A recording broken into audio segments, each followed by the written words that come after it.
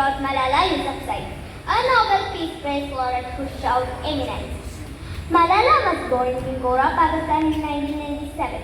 Growing up in a region where the Taliban had banned girls from attending school, Malala's father ran a school and encouraged Malala to speak out against the ban. In 2008, at just 11 years old, Malala began writing a blog for BBC about her life under Taliban rule and her desire to attend school. Her advocacy made her a target, and in 2012, she was shot by the Taliban while on her way to school. Magically, Malala survived and continued to advocate for girls' education and becoming a global symbol of courage. In 2014, Malala became the youngest person to win the Nobel Peace Prize.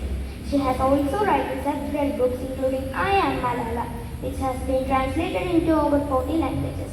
Malala's story is a powerful reminder that eminence is not just achieving greatness, but also the journey of struggles and the impact one can have on the world. Next, I would like to share with you the story of Stephen Hawking, who showed eminence through his life.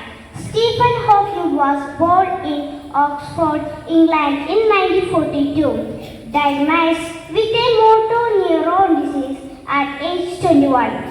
He was given only a few years to live. However, he defeated the disease and lived for more than 15 years, despite being confined to a wheelchair and relying on a speech generation device for communication.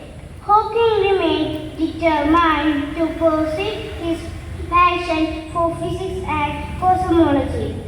He went on to write best-selling books like A Brief History of Time and made groundbreaking contributions to the understanding of black holes and the universe.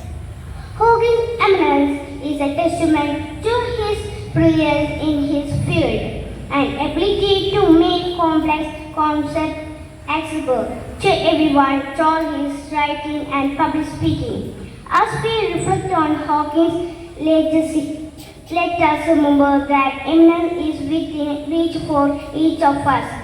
Let us strive to emulate his example, to chase our passion and to make our own mark on the world.